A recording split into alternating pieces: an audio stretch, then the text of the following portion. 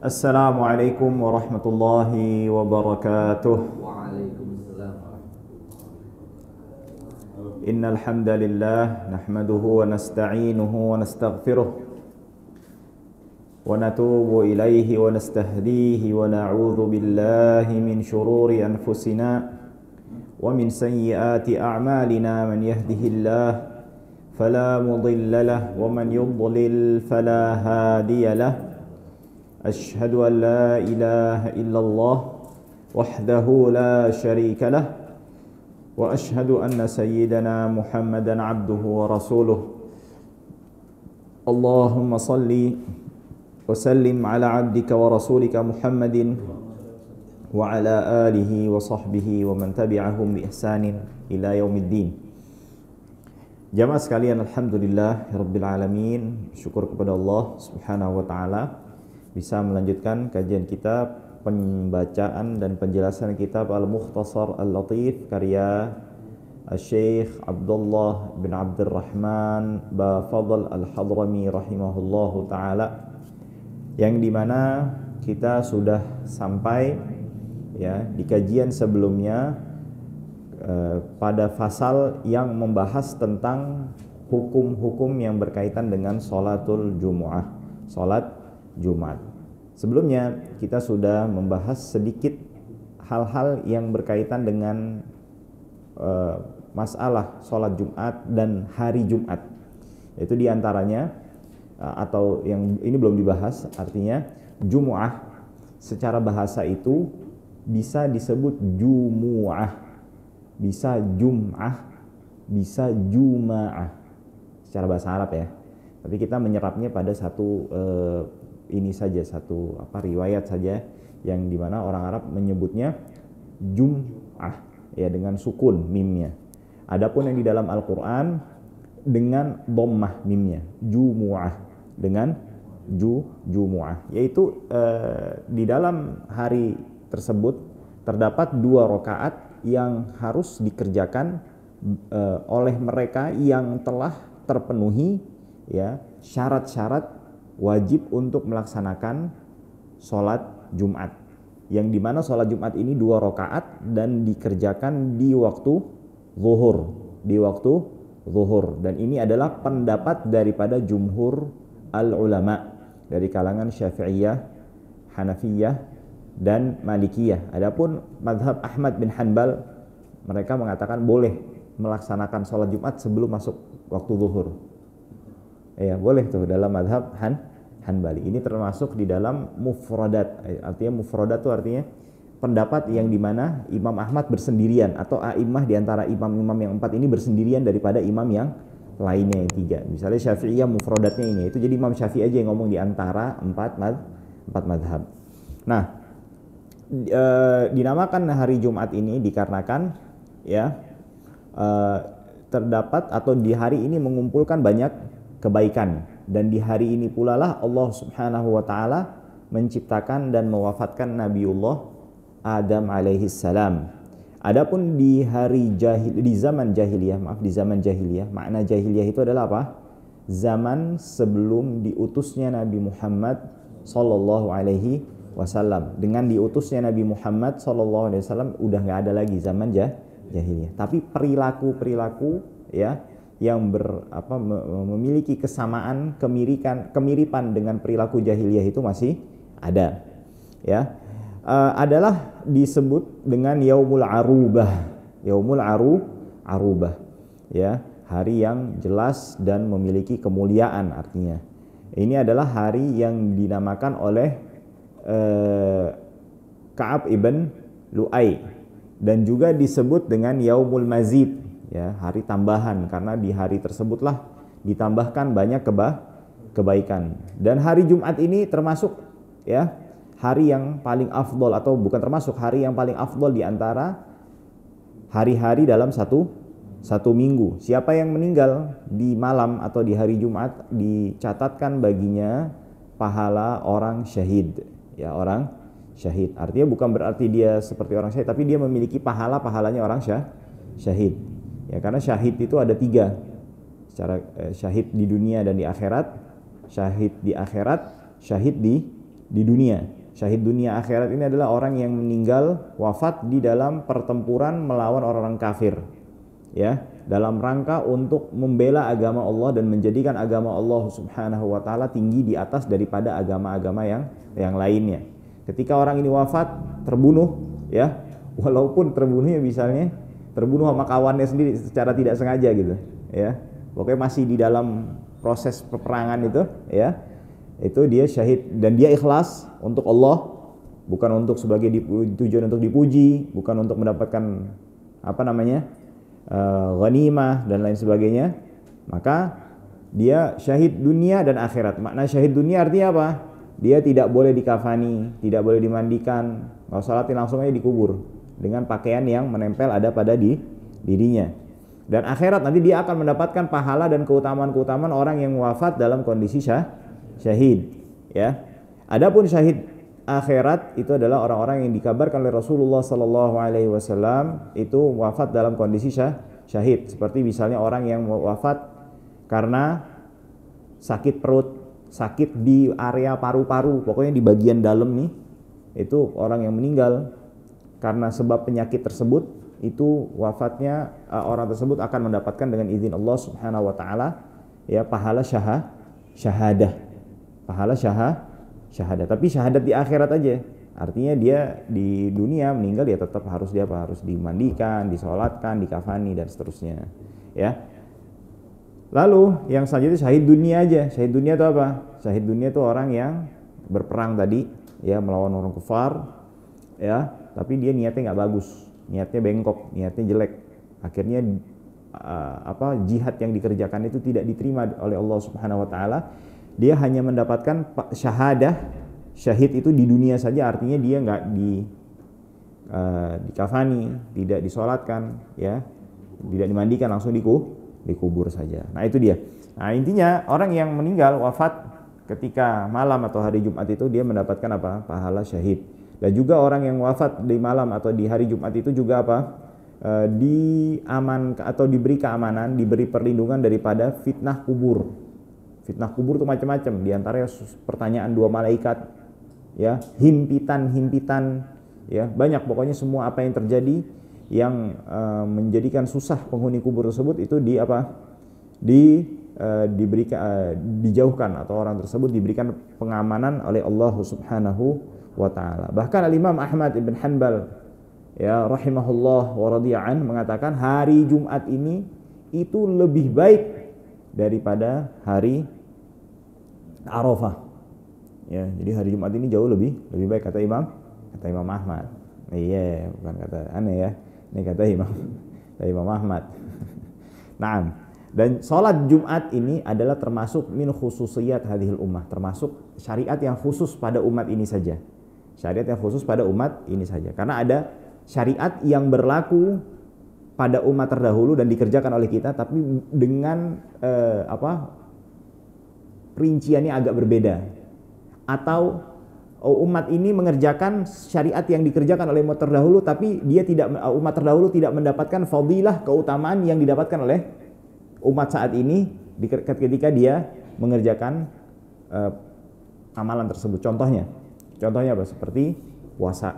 Puasanya, iya, Allah Subhanahu wa taala mewajibkan puasa kepada umat-umat terdahulu, tapi teknis puasanya berbeda. Nggak seperti puasa kita saat ini, ya. Terus juga seperti itu secara teknisnya, ya, tapi syariatnya sama-sama diwajibkan puasa, tapi teknisnya berbeda. Ada yang sama, tapi Allah memberikan keutamaan yang lebih pada umat Muhammad SAW yang tidak diberikan pada umat-umat terdahulu. Seperti apa contohnya? Wudu itu wajib di umat-umat terdahulu, tapi Allah Subhanahu wa taala tidak memberikan keutamaan ghurran muhajjalin, ya, cahaya gemerlap yang ada di wajah dan tangan serta kaki atau bagian-bagian tubuh yang terkena air wudu. Maka dari itu Rasulullah SAW ditanya, dari mana engkau mengetahui umatmu wahai Nabi Muhammad SAW? Sedangkan kan itu pada saat mahsyar itu kan, ya, orang dari zaman awal, dari zaman Nabiullah Adam alaihissalam sampai manusia terakhir itu kan dibangkitkan semua. Terus bisa tahu yang mana umatnya Rasulullah dari mana? Yaitu dari bekas athar wudu, ya, cahaya yang diberikan pada umat Nabi Muhammad SAW yang berkilauan pada wajah, tangan dan kakinya. Nah, itu dia. Nah, hari sholat Jumat ini diwajibkan di mana? Di Makkah pada malam Isra-nya Nabi Muhammad sallallahu alaihi wasallam. Tapi baru bisa dikerjakan di Madinah. Karena kenapa? Di antara syiar Jumat itu harus ditampakkan, nggak boleh sembunyi-sembunyi. Nah, sedangkan Nabi Muhammad SAW tidak memungkinkan waktu beliau masih berada di Makkah untuk apa? Melaksanakan sholat Jumat. Akhirnya beliau menggantinya dengan apa? Sholat zuhur terlebih dahulu. Baik, itu hal-hal yang berkaitan dengan sholat Jumat. Nah, sekarang pertanyaannya, bagi siapa saja diwajibkan sholat Jumat ini? Syekh memulainya dengan penjelasan tentang siapa yang diwajibkan, bagi siapa saja yang diwajibkan sholat Jumat ini. Beliau rahimahullahu ta'ala berkata, tajibul jumu'atu, wajib sholat Jumat ini bagi siapa, untuk atas siapa saja, ala kulli muslimin, orang muslim, artinya dia muslim, ya, maka tidak wajib bagi kafir asli, ya, tapi orang murtad wajib. Wajibnya maksudnya bagaimana? Ya, diwajibkan dia untuk masuk Islam dan melaksanakan sholat Jumat untuk ketika apa? Ketika dia apa? Dia berada di hari Jumat. Lalu ala kulli muslimin mukallaf. Mukallaf ini siapa? Mereka yang sudah baligh dan juga dalam kondisi berakal. Artinya anak kecil, ya. Baik yang mumayyiz, yang sudah bisa membedakan, itu tidak wajib baginya untuk apa? Melaksanakan sholat Jum'ah. Tidak wajib melaksanakan sholat Jum'ah. Tapi kalau misalnya anak kecil melakukan sholat Jumat, sah nggak? Sah buat anak kecil itu. Nanti ada nih di dalam masalah sholat Jumat itu, siapa yang diwajibkan dan siapa yang mendatanginya itu menjadikan Jumat itu sah. Kan sholat Jumat itu harus ada dikerjakan secara berjamaah. Nah, kriteria yang menjadikan jamaah tersebut sah itu siapa kriterianya? Nah, paham ya? Nah, anak kecil itu ketika berada di bagian dari jamaah tersebut tidak menjadikan ya sholat Jumat itu atau memberikan pengaruh ya dalam hal keabsahannya, tapi dalam hal batalnya bisa. Ya. Bukan masalah fisik, misalnya jumlahnya kurang daripada jumlah minimal yang disyariatkan. Kan harus 40. Ternyata anak kecilnya yang nomor 40. Jadi pas tuh jumlah 40, anak kecilnya enggak 40. Nah, berarti ini enggak genep. Ya, anak kecilnya kalau ke 41 sah anak kecil yang melakukan sholat Jumat dan Jumatannya itu sah. Gitu ya. Nah, lalu aqil, dia harus berakal. Maka dari itu orang yang majnun, ya, gila, mughma alaih, atau dia dalam kondisi dia tidak sadarkan diri di tengah pengobatan atau lain sebagainya, itu tidak diwajibkan baginya untuk melaksanakan sholat Jumat. Wa dzakarin, dan juga laki-laki. Pertanyaannya, boleh nggak wanita melaksanakan sholat Jumat? Boleh saja. Tapi perempuan tidak menjadikan tidak termasuk dalam jamaah Jumat. Artinya sah dia melaksanakan sholat Jumat kalau dia di luar daripada 40. Jelas ya? Nah, hurrin, orang merdeka, ini zaman dulu ya, hamba sahaya. Artinya hamba sahaya itu nggak sah, atau bukan nggak sah, tidak wajib. Karena kenapa? Hak sayyidnya, pemiliknya itu lebih dikedepankan. Ya, lebih dikedepankan. Bisa jadi tuannya itu punya hajat ya dengan menyuruh hamba sahayanya itu ya ketika tuannya sedang melaksanakan sholat Jumat. Ya, ala kulli hal nggak usah kita bicarakan panjang lebar karena memang udah nggak ada. Tapi ini min babi hifadhis syariah, menjaga syariat. Karena ini pasti nanti di satu zaman pasti akan kembali lagi nih. Pasti akan kembali entah kapan. Ya, wallahu alam. Ya, muqimin, ya, dan orang yang muqimin. Nah, muqim di sini lebih bukan makna artinya ada makna spesifik lagi, lebih khusus lagi. Ya, artinya dia sudah menjadikan wilayah tempat diselenggarakannya hari Jumat itu sebagai tempat tinggalnya, domisilinya, ya, sebagai domisilinya. Bukan jadi intinya dia tidak akan keluar dari wilayah tempat sholat Jumat itu diselenggarakan kecuali memang ada hajat. Ya, kecuali ada hajat. Beda kayak misalnya contoh mahasiswa. Ya. Assalamualaikum. Mahasiswa itu justru di tempat diselenggarakannya Jumat, mahasiswa yang dari luar kota, justru dia hajatnya di mana? Di tempat diselenggarakannya Jumatan tersebut. Ketika hajatnya sudah selesai, bisa di saat libur semester, dia akan kembali. Nah, kalau memang orang bisa orang Jakarta, dia nggak akan keluar kalau memang nggak ada hajat di luar. Nah, itu yang dinamakan, yang dimaksud mukim di sini. Ya, walaupun mahasiswa tersebut yang tadi ya kita ambil contoh secara khususnya itu spesifiknya, mahasiswa itu juga dikategorikan mukim. Artinya wajib dia juga melaksanakan sholat Jumat. Sah dia melaksanakan sholat Jumat, tapi dia tidak boleh bagian dari 40 orang tersebut. Paham? Nggak dihitung. Jadi kalau misalnya dia yang ke-41, ke-42 sah. Tapi kalau misalnya dia yang ternyata ke-39, ke-38 dan seterusnya, sholat Jumatnya tidak sah. Bisa dipahami ya? Nah, lalu bila maradin ya, dalam kondisi dia bermukim tanpa kondisinya sehat. Ya, tidak dalam kondisi sakit. Artinya makna sakit di sini adalah apa? Sakit yang memberatkan, yang tidak memungkinkan baginya untuk hadir dan datang ke tempat diselenggarakannya sholat Jumu'ah. Ya. Nah, hal ini berdasarkan sabda Nabi Muhammad SAW, al-jumu'atu haqqun wajibun ala kulli muslim fi jamaah. Sholat Jumat ini wajib bagi setiap muslim dilaksanakannya dengan berjamaah. Illa arba'ah, kecuali 4. Apa itu? Abdun mamluk, hamba sahaya. Awim ro'ah, atau ini bicara wajib ya. Lalu aw sabi, atau anak kecil. Aw marid, atau orang yang sedang sakit. Nah, adapun orang yang sakit nih perhatian nih. Ya. Kalau dia maksa untuk tetap hadir Jumatan, dia udah sakit banget nih, terus dia maksa Jumatan, ya.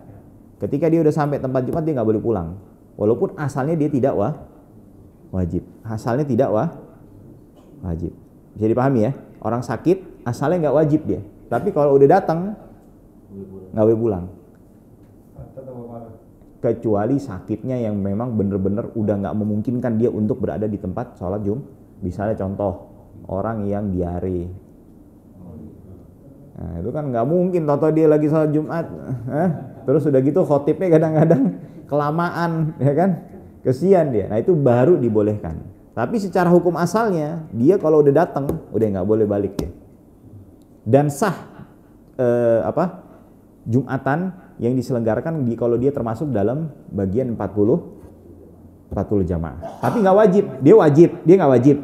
Tapi sah buat dia langsung salat Jumat kalau dia laksanakan, kalau memaksakan, dan dia termasuk di dalam sah untuk ketika dia bagian dari jamaah. Nah, itu adalah orang-orang yang diwajibkan untuk yang diwajibkan untuk melaksanakan sholat jamaah.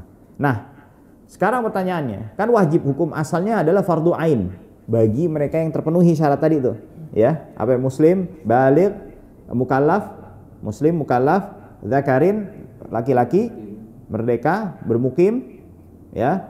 Artinya musafir nggak wajib, ya, dalam kondisi dia sehat. Nah, sekarang ada nggak uzur-uzur yang membolehkan seseorang untuk tidak melaksanakan sholat Jumat? Ada. Secara garis besar kalau kita belajar fikih lebih kitabnya lebih besar lagi.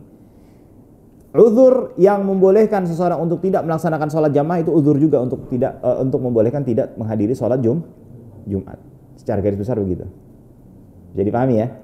Uzur yang membolehkan kita atau menjadikan sholat berjamaah itu baik sifatnya yang mengatakan sunnah atau yang mengatakan fardu kifayah, ada yang mengatakan fardu ain, itu boleh ditinggalkan atau tidak dilaksanakan. Itu juga uzur untuk apa? Tidak melaksanakan sholat Jumat. Jadi pahami ya? Nah, sekarang Syekh menjelaskan apa saja uzurnya. Wa yu'dzaru fi tarkil jumu'ah wal jamaah. Nah, perhatikan. Di situ ada enggak di naskah itu? Dan diberikan uzur untuk tidak melaksanakan sholat Jumat dan jamaah. Indal matar, ketika hujan. Nah, makna hujan di sini nggak mesti deres Aduh, yang masya Allah, tabarakallah derasnya tuh. Ya kayak udah mau banjir tuh kalau Jakarta hujan begitu setengah hari, satu hari itu dibanjir di mana-mana. Enggak begitu. Tapi banjir yang menjadikan apa? Pundak ini lepek dan kaki menjadi basah hujannya. Jadi tolak ukurnya hujan yang jadi uzur itu kayak gitu. Kalau dia rintik tapi rintiknya rapat-rapat. Nah, itu juga termasuk apa? Uzur untuk meninggalkan atau tidak diperbolehkan untuk apa? Dan juga untuk sholat Jumat selama tidak ada payung. Kalau bisa kita nggak punya payung, ya itu berarti hujan itu tidak menjadi uzur bagi orang tersebut. Paham ya? Atau jas hujan ya?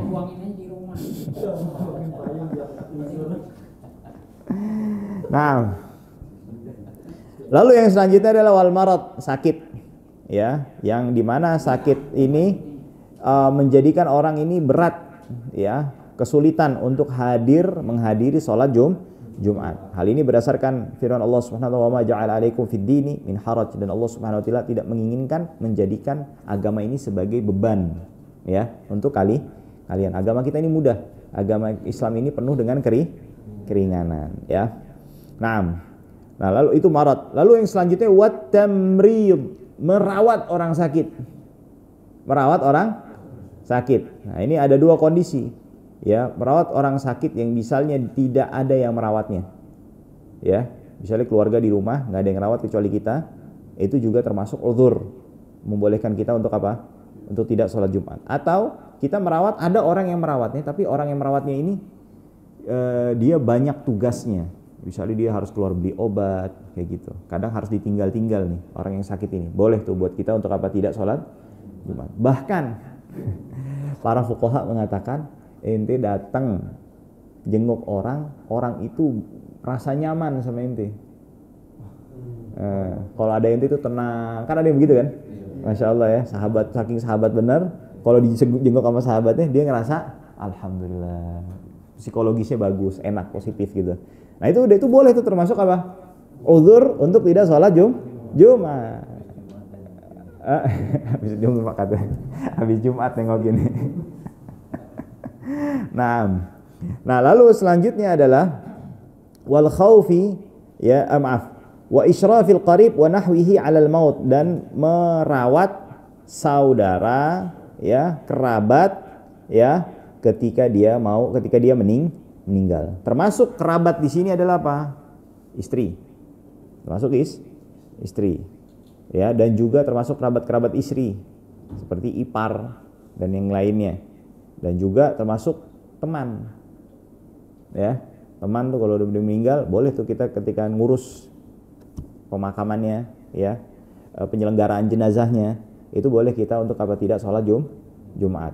Bahkan al-ustadz, syekh, guru kita, kalau kita termasuk orang yang yang berkesempatan untuk berkhidmah, untuk berbakti dengan mengurus penyelenggaraan jenazahnya, kita diperbolehkan untuk apa? Untuk tidak sholat Jumat. Nah, lalu yang selanjutnya adalah wal khaufi ala nafsihi wa malih. Dia takut, khawatir akan dirinya dia sendiri atau hartanya, ya. Aw ikhtisasihi, ya, sebetulnya ini nggak ada di matan, tapi ikhtisas di sini maknanya apa? Adalah properti yang hukumnya sebetulnya haram dan tidak boleh diperjualbelikan. Tapi akadnya ketika diperjualbelikan itu bukan akadnya membeli barang tersebut, tapi membeli hak pemakaian. Apa itu? Contohnya anjing. Anjing boleh nggak dijual belikan? Nggak boleh, karena syarat barang dagangan itu harus suci, sedangkan anjing itu apa? Najis. Nah, tapi kan syariat mengizinkan kita untuk apa? Merawat. Misalnya ada keperluan seperti untuk menjaga ladang, gudang, terus misalnya untuk berburu. Nah, boleh kita melakukan transaksi untuk apa? Memindahkan kepemilikan anjing tersebut, tapi akadnya berisikan bukan jual beli untuk apa? Memiliki anjing tersebut. Tapi apa? Akad untuk memiliki hak apa hak guna lah. Ya, hak asuh kayak gitu, kurang lebih seperti itu anjing tersebut. Bisa dipahami ya? Nah itu ketika misalnya anjing kita ini lagi sakit, orang yang misalnya punya ladang kebun, ya, dia jaga nih takut nih anjingnya kenapa-napa, boleh dia nggak apa, untuk gak Jumatan, masya Allah nih. Jadi Islam ini ya sebelum orang-orang Barat ini Eropa ini ngajarin kita untuk apa menyayangi binatang, Islam itu sudah jauh apa? Sudah jauh mengajarkan kita untuk apa? Menyayangi binatang. Bahkan binatang yang notabene apa? Dikategorikan najis di dalam syariat. Bahkan dalam hadis lagi ada yang lebih tegas lagi. Seorang, masallah salama ya, seorang yang berprofesi sebagai pezina itu sampai diampuni oleh Allah Subhanahu wa taala disebabkan apa? Karena memberi minum anjing tuh ya, saya korang anjing. Naam. Nah, lalu selanjutnya adalah au irdihi, kehormatannya ya. Nah, kalau misalnya dia takut kehormatan yang nanti dirusak ketika dia keluar, itu boleh dia untuk apa?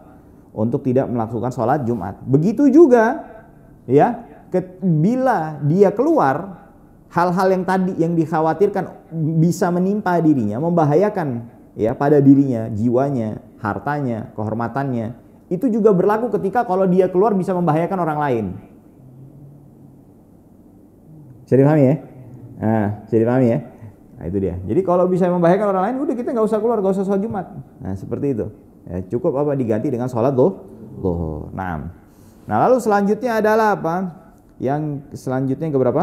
Ke-6. Wa mudafa'atil hadath. Ya, kebelet bahasa gampangnya begitu.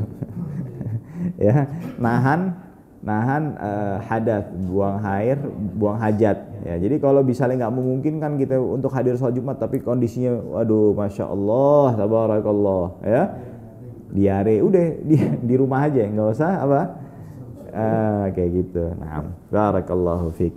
Nah, ma'asa'atil waqt, tapi dengan syarat waktunya masih apa? Waktunya masih longgar. Nah, kalau waktunya nggak longgar, nggak jadi uzur buat dia. Tapi kalau waktunya longgar, dia menjadi uzur buat dia. Nah, lalu wasyiddatil ju', wasyiddatil 'atash. Dia benar-benar lapar, dia benar-benar apa? Haus. Nah, kalau ada datang makanan yang benar-benar, waduh deh, dia udah lapar banget, terus nih makanan, masya Allah, dia senang banget. Udah, kalau dia sampai maksain sholat Jumat, nggak khusyuk, dia kepikiran tuh makanan tuh, ya Allah, ntar disikat sama Ismail lagi nih. Aneh nggak kebagian. Nah itu udah dia tetap apa? Dia tetap apa? Dia boleh untuk tidak sholat Jumat, ya. Nah, wasyiddatil har, bahkan ketika apa? Ketika dalam kondisi terik yang sangat. Nah, tapi ini kondisinya di mana?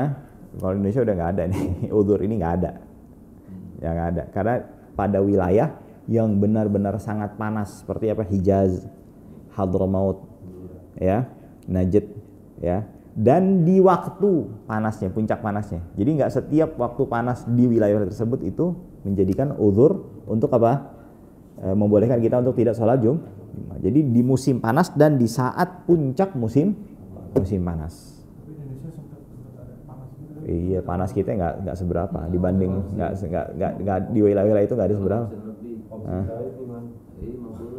Itu iya, bahkan sampai disebutkan ada beberapa kawan-kawan yang pernah tinggal di sana disebutkan kalau keluar itu, kalau kita nggak pakai apa sunblock ya namanya ya, itu bisa bikin jidat hitam tuh, sampai jidat jadi menghitam tuh gitu, saking panasnya. Nah itu dia. Nah itu juga ketika apa? Ketika kondisinya tidak ada misalnya payung yang melindungi diri kita untuk apa? Melindungi diri kita dari apa? Dari terik sengatan sinar matahari. Nah itu dia. Nah lalu selanjutnya adalah wal bard, artinya syiddatil bard, artinya dalam kondisi sangat dingin. Ya, itu boleh untuk apa? Untuk tidak melaksanakan sholat Jumat. Wa syiddatir rih bil lail. Ya, angin yang sangat kencang pada khusus waktu malam. Karena kalau waktu siang itu kita masih terang, masih bisa lihat. Jadi resiko bahayanya lebih kecil daripada apa di waktu malam. Akan tapi pendapat ini ya syiddatul bilail, karena sholat Jumat kita di mana? Iya. Ini Nah, kaitannya sama jamaah. nah, kaitannya sama jamaah. Jadi kita nggak sholat apa sholat isya, sholat maghrib. Maksudnya bukan nggak sholat sama sekali, nggak berjamaah. Sholat maghrib dan sholat isya. Wasyiddatil wahal, blok, bahasa gampang orang gitu. Apa itu? Lumpur. Nah, itu kalau bisa di daerah-daerah yang pedesaan ya. Kalau pas hujan, setelah hujannya udah berhenti. Tapi akhirnya jalan yang akses untuk kita pergi ke masjid itu, wow deh, masya Allah, tabarakallah, lumpur, licin, bahaya kan kayak gitu kan? Itu juga termasuk apa? Udzur, membolehkan kita untuk nggak sholat Jumat dan sholat jamaah. Wasafari rifqah, takut apa? Pergi safar teman ketinggalan. Kalau kita ketinggalan akhirnya apa? Udah ma'assalamah. Ketinggalan. Nah, itu Rifqah bisa sama aja. Nah, faslun wa syurutul jum'ah ya. Nah, ini syarat sahnya salat Jumat. Tadi syarat sah berkaitan dengan orang yang melaksanakannya.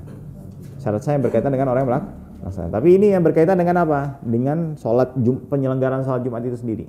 Bukan orang yang melaksanakannya. Apa itu? Wa syurutul jum'ati an takuna kullaha fi waqti zuhur. Ya, dia diharuskan melaksanakan seluruh salat Jumatnya. Ya, dari khutbah yang pertama, khutbah yang kedua, dan sampai salam itu di mana? Di waktu zuhur. Di waktu zuhur. Kalau misalnya dia tiba-tiba di pertengahan sholat Jumat itu tersebut, saking lamanya khotibnya itu, masya Allah khutbahnya, ya, dia bahas bidayah wa nihayah Ibnu Katsir kali itu mungkin tuh. Sampai asar. Nah, toto di rakaat kedua dia udah masuk waktu asar. Udah, itu dilanjutin jadi apa? Salat zuhur.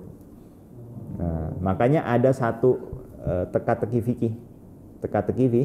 Ada, setiap mazhab itu punya lughz. Nah, di dalam mazhab Syafi'i itu ada satu salat yang kita niatin tapi nggak kita laksanakan, tapi kita sah. Kan kalau salat fardu itu kan harus diberikan dikhususkan kan niatnya. Salat zuhur, salat ini kita nggak niatin salat fardu tersebut, tapi kita sah. Nah, tadi Jumat ketika Jumatnya apa ya? Lewat waktu asar. Jadi niatnya apa? Salat Jumat, tetap niatnya salat Jumat. Allahu Akbar. Tapi begitu udah tahu, wah udah asar ya deh. Begitu tahiyat bukan tahiyat akhir. Tahiyat awal. Dia naik rakaat ketiga, rakaat keempat. Itu banyak tuh, ada ulama ngumpulin satu kitab khusus untuk teka-teki fikih tuh. Nah, di antaranya permasalahan itu tuh, ya. Nah, lalu selanjutnya adalah wa antuqama fi nafsil balad, harus dilaksanakan di daerah tempat orang yang mukim tersebut. Ya. Tidak diharuskan di bangunan, di dalam bangunan, harus dipahami ya. Tidak harus di dalam bangunan, tapi di antara bangunan. Jadi di wilayah yang ada bangunan-bangunan permanen atau yang semi permanen yang enggak dipindah-pindahin kayak orang Badui kan kayak gitu kan. Kemah terus dia pindah, enggak seperti itu. Nah, kalau kondisi seperti itu boleh, bisa di lapangan, di tengah lapangan ya, yang di sekelilingnya itu ada bangun. Iya. 212. Nah, ya itu kurang lebih begini.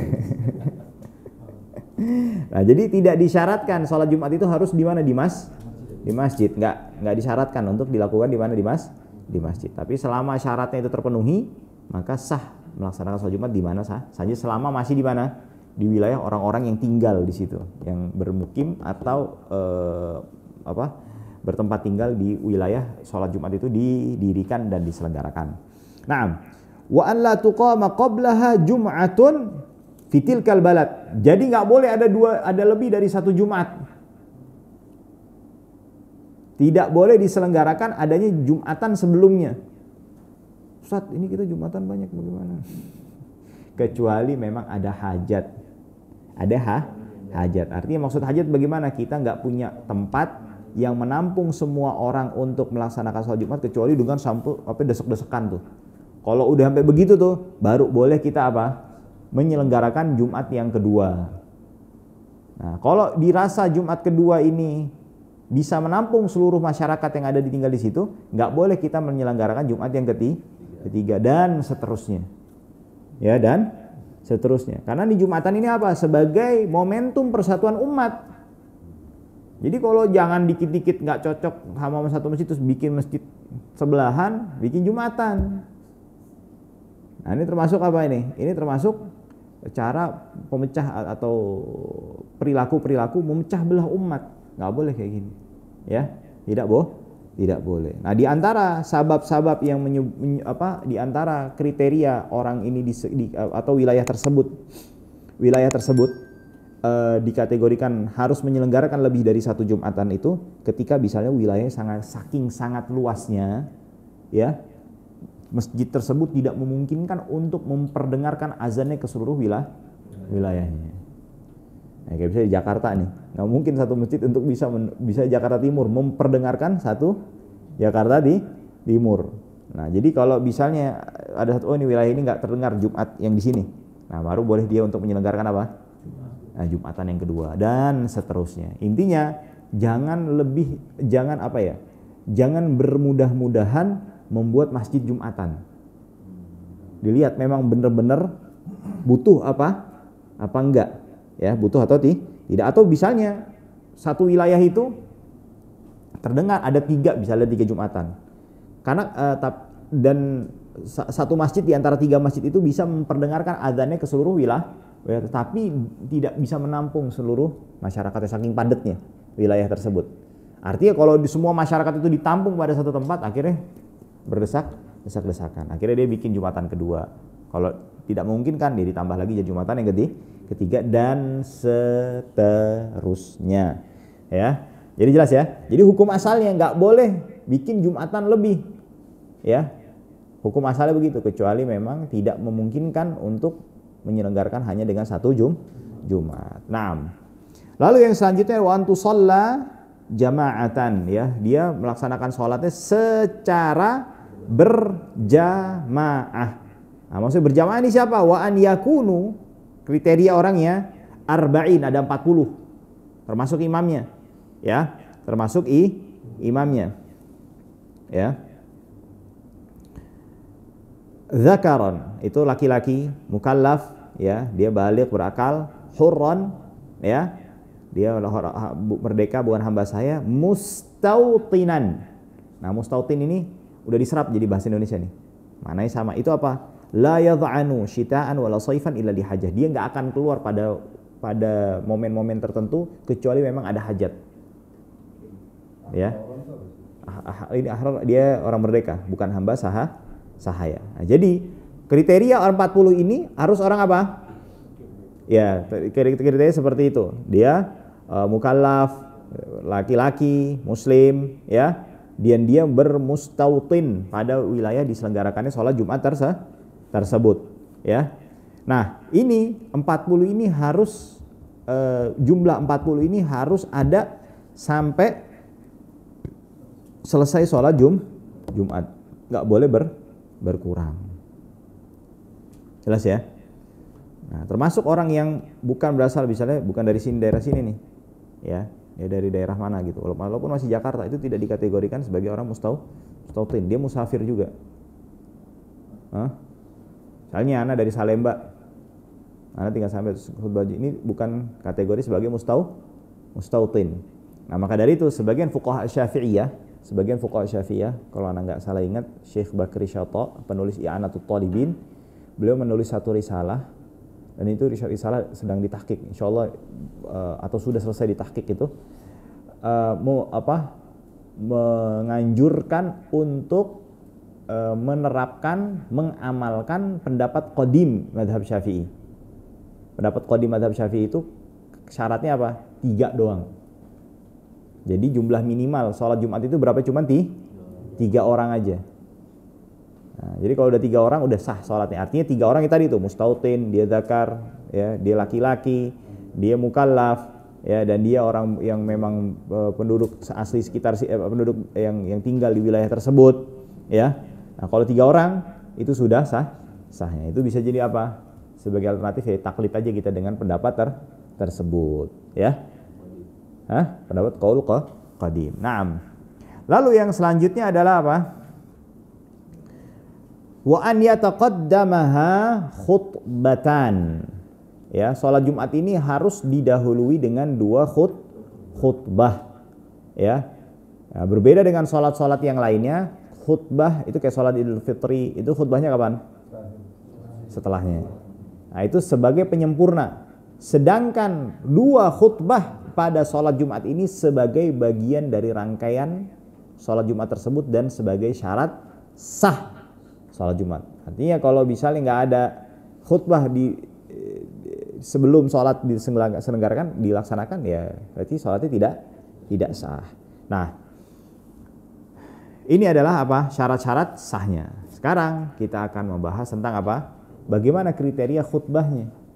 Kriteria khutbahnya. Faslun wa furudul khutbataini khamsah. Jadi yang wajib untuk dilakukan ketika melaksanakan khutbah itu ada 5 hal. Yang pertama adalah apa? Hamdullahi fihima, ya, memuji Allah. Bisa innal hamdalillah, hamdulillah, alhamdulillah, ya. Pokoknya memuji Allah Subhanahu wa taala, ya. Hal ini berdasarkan sebuah hadis yang diriwayatkan Imam Muslim, kanat khutbatun Nabi sallallahu alaihi wasallam yaumal jumu'ah yahmadullah wa yuthni alaih. Nabi Muhammad kalau salat Jumat itu isi khutbahnya adalah memuji Allah, ya. Bertahmid kepada Allah dan memuji Allah Subhanahu wa taala, ya. Harus dengan apa? Alhamdu dan menyebutkan nama Allah, tidak harus Allah. Bisa alhamdulillahirrahman, alhamdulil malik, ya. Al-ali al-muta'al, kayak gitu seperti itu. Nah, itu rukun yang pertama. Lalu yang selanjutnya adalah as-salatu 'alan nabiy sallallahu alaihi wasallam fihima. Memuji Allah dan salawat kepada Nabi harus diucapkan di mana? Di khutbah yang pertama dan khutbah yang kedua. Ya. Dan ketika bersalawat kepada Nabi Muhammad sallallahu alaihi wasallam harus menyebutkan nama beliau. Enggak boleh wa usolli wa usallim alaih, misalnya gitu, pakai dhamir. Tapi harus nama. Dan enggak mesti nama Muhammad, tapi nama di antara nama-nama Nabi Muhammad. Misalnya as-salatu wassalamu 'alan nabiyil a'zam. An-nabi itu nama di antara nama Nabi Muhammad. Ar-rasulil mustafa, misalnya seperti itu. As-salatu wassalamu 'ala Ahmad.